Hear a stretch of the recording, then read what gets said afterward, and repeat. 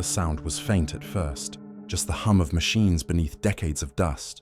When archaeologists broke through the sealed concrete of an old German airfield near Leipzig, they thought they'd found another forgotten bunker. But inside lay something different. Walls lined with soundproof padding, racks of analog reels, and strange metallic cylinders labeled Echo 45. The air was thick, still, almost listening back. These were no ordinary recordings. They were part of an experiment erased from the official history of the Second World War. A weapon designed not to kill, but to control. And for nearly 80 years it waited underground, waiting to be heard again. Chapter 1. The World Before the Silence. Europe in the late 1930s was a continent balancing on the edge of its own breath. The scars of the Great War still marked every street, every uniform, every photograph hung in tired living rooms. In Germany, the hum of factories had returned, not for rebuilding, but for rearming. Radios crackled with propaganda. Trains carried steel and oil instead of food and coal. And in cities like Leipzig and Berlin, young engineers worked under orders that no one fully understood, only that the Führer demanded innovation at any cost. Ordinary people felt the change before they saw it. Farmers noticed their sons called to technical service instead of the front. Women in uniformed offices typed coded reports about acoustic field studies and moral interference patterns. The words sounded harmless. They were meant to. Deep within the Reich's sprawling research network, projects were being divided and renamed so often that even the scientists themselves couldn't trace the full picture. Somewhere inside that confusion, Operation Echo began to take shape. Across the channel, Britain listened. In smoky backrooms, analysts at Bletchley Park intercepted odd transmissions, bursts of static, not Morse, sometimes repeating, sometimes silent. Phantom frequencies, one technician called them. They seemed random, meaningless. But in Berlin, they were the heart of a secret experiment to turn sound into strategy.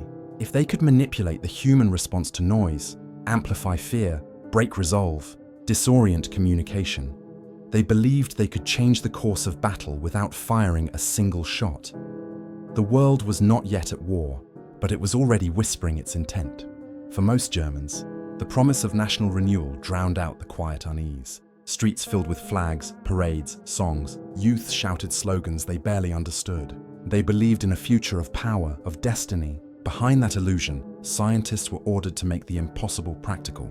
Radar that could hear, microphones that could see, and, whispered in hushed meetings, a resonance device capable of projecting emotion itself.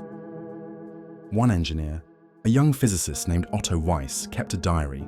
His handwriting was neat, almost delicate, his words cautious. "They say sound has a soul," he wrote in 1938. "We are learning to break it." Weiss was part of an experimental group operating from a converted radio station outside Leipzig.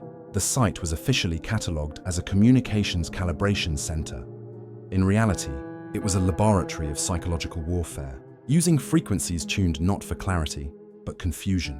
The outside world continued its march toward collapse. In March 1939, Hitler invaded Czechoslovakia. Britain and France protested.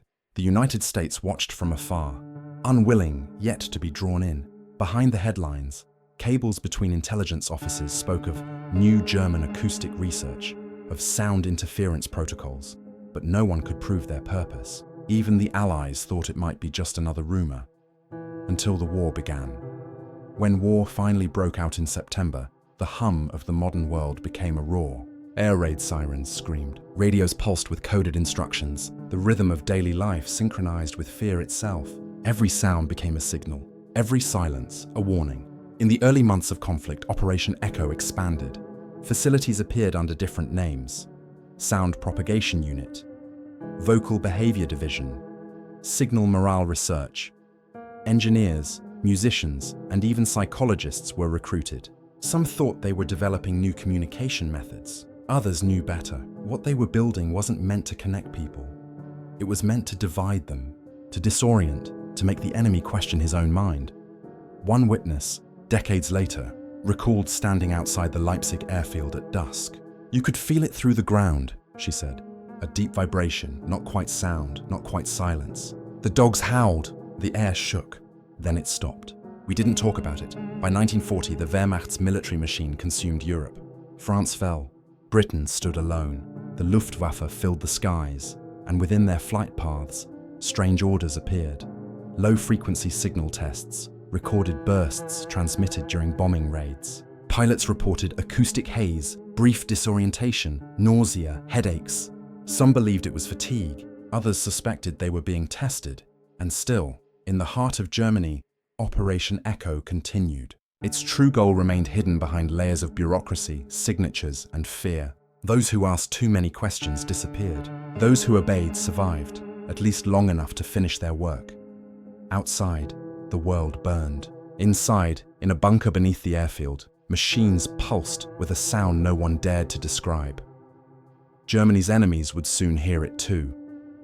But for now, the world before the silence, before Echo, was still pretending to be normal. The baker opened his shop each morning. The tram ran on schedule.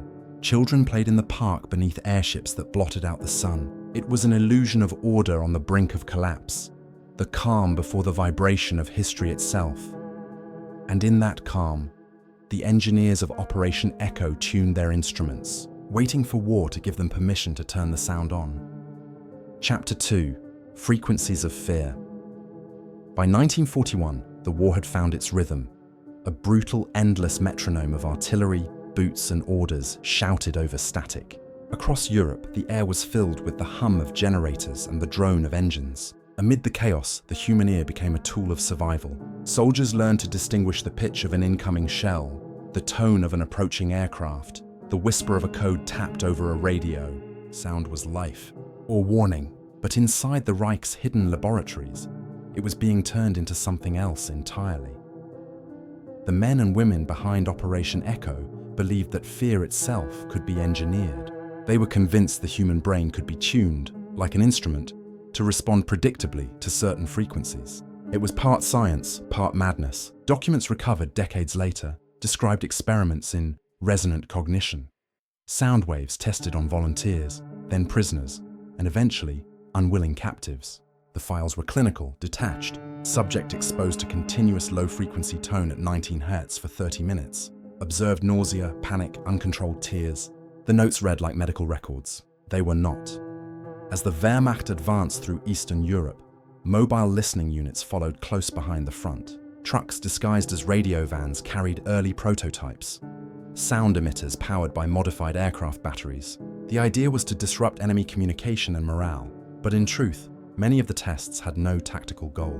They were simply gathering data on human endurance, emotion, and confusion. One field officer wrote in his report, "Villagers complained of walls vibrating, of sleeplessness. Animals refuse to eat. The sound cannot be heard, yet it fills the air." The scientists in Leipzig monitored the results through coded transmissions. They had grown pale, exhausted, but strangely exhilarated. Otto Weiss's diary continued. "We have tuned fear to 19 cycles per second. The body listens even when the ears do not." He was no longer sure if he was proud or horrified. In the corridors above his lab, Gestapo officers came and went, bringing new orders and new subjects. Each experiment was labeled with a number, not a name. While Europe's attention turned to the battles of Stalingrad and North Africa, the quieter war, the one of signals and frequencies, continued unseen. British intelligence intercepted fragments of German communication that made no sense. Lines full of data, symbols, not words. Acoustic telemetry, one analyst suggested, but no one knew what it meant. The files were stamped unverified and filed away. In Berlin, a scientist named Dr. Ilse Wurman led what remained of the theoretical division of Operation Echo. She was one of the few women in the program, brilliant, precise, and quietly rebellious. Her memos, uncovered after the war, show both devotion and doubt. "We are reaching the point where ethics have no frequency," she wrote in 1943. "The human body reacts as predicted. The human mind fractures." Her warnings went unheeded. The regime had no interest in morality. It wanted results, weapons that didn't need bullets. By late 1943, the Allies began hearing reports from prisoners of war describing music that wasn't music, a pulsing vibration that caused dizziness and terror. Some believed it was psychological warfare, others dismissed it as trauma. But within the archives of the Reich Ministry of Armaments, There were receipts for strange materials: copper diaphragms, vacuum tubes, amplifiers rated for frequencies below the threshold of hearing. The program was expanding, not ending. Propaganda Minister Joseph Goebbels, ever obsessed with control of sound, reportedly took interest in the research. He envisioned radio broadcasts laced with subliminal undertones, designed to influence public emotion. Echo's engineers were summoned to Berlin to present their work. Otto Weiss was among them. His diary entry for that day was brief: "Demonstration successful." He smiled. I did not. Afterward, the team was ordered to relocate, deeper underground, into a new facility beneath the Leipzig airfield. The site was disguised as a radio calibration center. Few were allowed entry. Inside the bunker, the experiments intensified. Engineers built a chamber lined with steel and concrete, designed to contain resonance. Prisoners were brought in under cover of night. Weiss recorded the results but stopped signing his name. "The walls sing when no one speaks," one page reads. "The tone continues after the machines stop." Whether it was guilt or madness, no one knows. Outside, the Reich was collapsing. Cities were in ruins. The Allies advanced from the west, the Soviets from the east. The air was thick with sirens and distant explosions, a symphony of destruction. Yet even as Germany fell apart, the orders for Echo were clear: protect the research at all costs, burn what cannot be moved, hide what cannot be burned. One final experiment was scheduled for March 1945. The details were redacted in every surviving document. Years later, declassified British files revealed that a small Royal Air Force reconnaissance unit detected unusual low-frequency emissions over Leipzig in those final weeks. Pilots described radio interference that felt physical. Within days, the signals stopped completely. The city was bombed to rubble soon after. No trace of the facility appeared in post-war records. It was as if it had never existed. But those who survived remembered strange things: a hum that lingered after the sirens, a pressure in the chest that never quite faded, the feeling that the air itself was listening. Operation Echo had vanished into smoke and ruin, its architects scattered, captured or killed. The war ended, the world moved on, and yet, deep below the surface, in the sealed tunnels of a forgotten airfield, the machines remained, silent, waiting, preserved by accident and secrecy alike. The sound would sleep for nearly 80 years before anyone dared break the silence again. Chapter 3: The Sound That Should Not Exist. The morning of March 28, 1945, began like countless others in the dying days of the war. Grey skies, low clouds, the air thick with ash and exhaustion. Leipzig was a city of ghosts by then. Allied bombers had turned its skyline into jagged silhouettes, yet beneath that destruction, inside the sealed labyrinth of tunnels beneath the old airfield, Operation Echo prepared for what its engineers called the final test. No records survived describing exactly what they intended to prove that day, only fragments and silence. Otto Weiss wrote his last diary entry that morning. His pen trembled on the page. "The order has come from Berlin. Initiate sequence 3. No witnesses allowed after activation." He underlined the words 3 times. Then, in a different hand, a single sentence appears beneath it: "The sound is alive." Inside the primary test chamber, the air was dry, metallic. The machines, the emitters as they were called, were lined in a perfect circle, copper coils glinting under dim emergency bulbs. Power cables ran along the floor, snaking like veins toward a central control table. At 0900 hours, the generator was engaged. Witnesses described a low pulse, almost like the vibration of a passing train. It deepened, rising through the walls, through the body. Within minutes, instruments began to malfunction. Needles on analog dials trembled, then froze. Above ground, Allied bombers approached. The airfield's surface defenses were abandoned, most of the personnel already evacuated. But in the underground corridor, a handful of engineers and SS officers remained. They believed they could finish the test before the city was hit. They were wrong. The generator surged. A wave of sound, not quite audible, not quite silent, filled the chamber. One technician reportedly shouted that the resonance had exceeded calibration, but no one could hear him.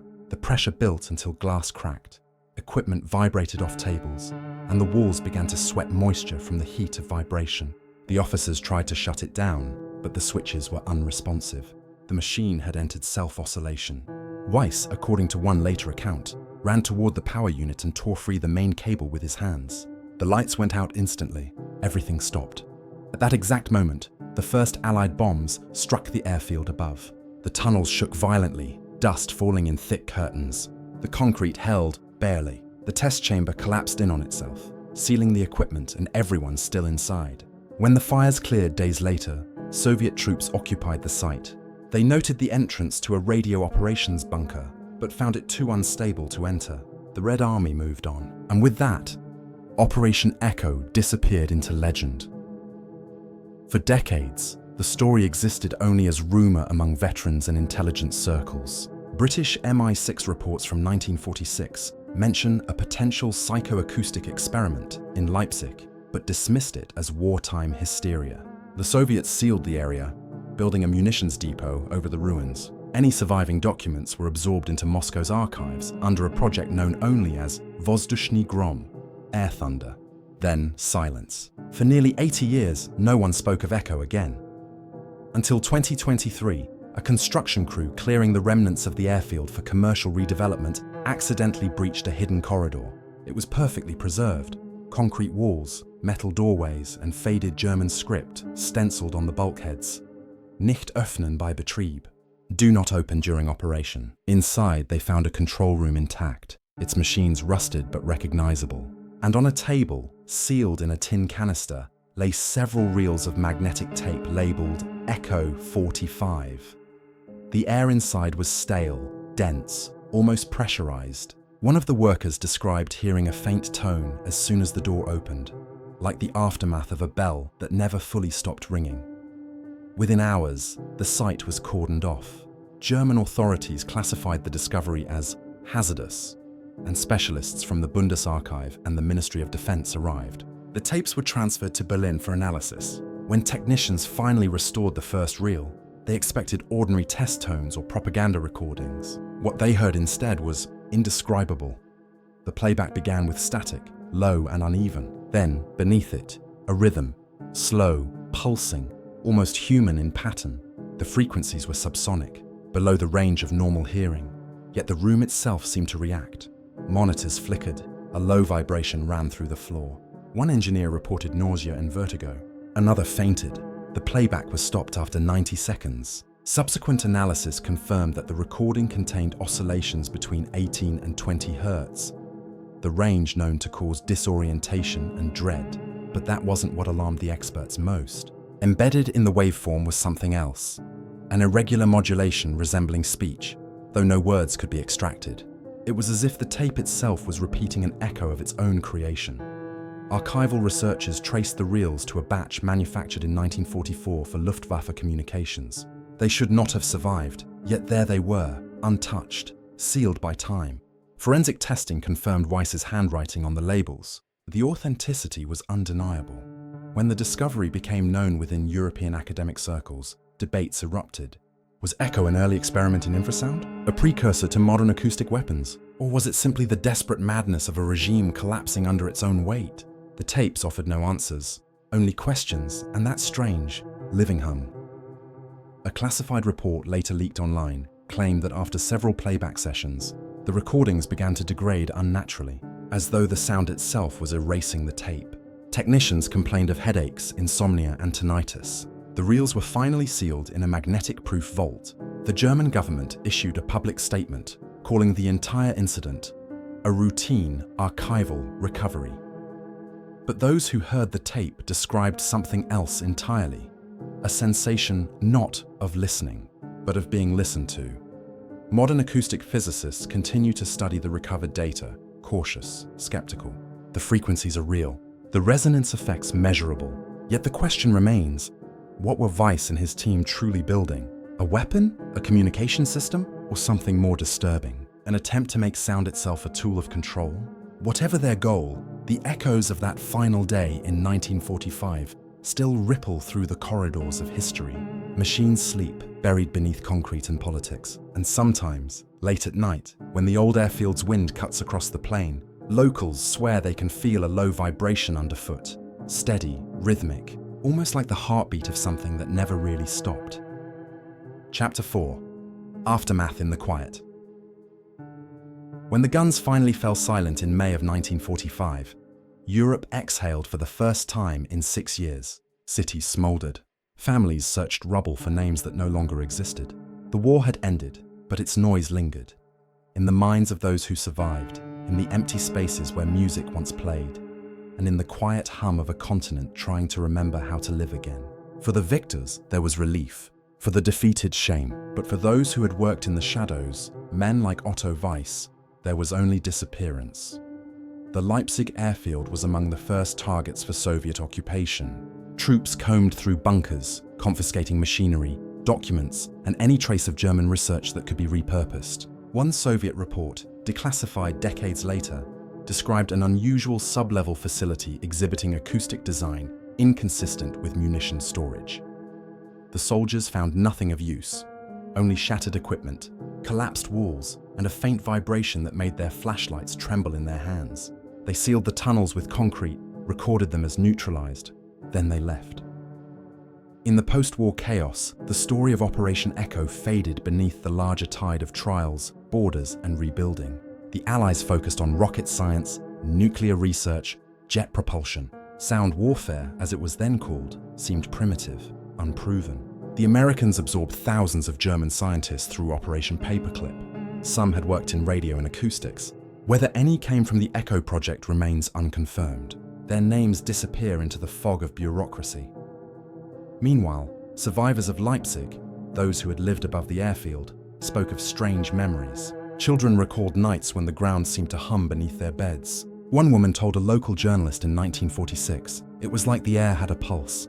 Her story was dismissed as superstition. People wanted silence, not mysteries. There was enough noise already in the ruins of Europe. For Otto Weiss, there is no official record beyond 1945. No arrest, no trial, no grave. Some believe he died during the final test. Others claim he was captured and transported east, his knowledge too valuable to waste. In Soviet archives, a file labeled Weiss, Otto, Technician, Radio Acoustics, Leipzig Facility appears once in 1947, then vanishes. A faint pencil note reads, transferred to Research Object 12, Sverdlovsk. The trail ends there. The years rolled forward. West Germany rebuilt, the Iron Curtain descended. In the quiet war of intelligence and counterintelligence, both sides sought new ways to control information, perception, and fear. Sound once again became a tool, not through eerie vibrations, but through propaganda, broadcasts, and the steady rhythm of state messages. Operation Echo had not vanished completely. It had simply evolved into a different kind of resonance, the psychological hum of the Cold War. And yet, fragments survived. In 1959, British intelligence intercepted a classified Soviet shipment marked as audio frequency analysis equipment destined for a remote biodefense laboratory in the Urals. Analysts wondered why an epidemic research center needed advanced sound generators. The report was filed under Acoustic Psychological Warfare, Possible German Influence. Then it, too, was buried in archives. Back in Germany, the old airfield decayed quietly. The Soviets used it as a munitions depot until the 1980s, then abandoned it altogether. The local government paved over parts of it, turning one section into a civilian training ground. Children rode bicycles where bombers once launched. No one knew what slept beneath their feet. Time smoothed everything. The memories dulled. The hum faded until technology caught up. In the 1990s, as archives began to open and forensic acoustics advanced, whispers of echo resurfaced among historians and military researchers. Audio engineers analyzing declassified tapes from the Nazi era noticed unusual low-frequency modulations, patterns that matched no known purpose. Some speculated they were calibration errors. Others saw intent. It was only in 2023, when the bunker was rediscovered, that the past physically returned. The news broke quietly, just a few lines in a local paper. Construction crew discovers sealed wartime facility. But among historians, the implications were seismic.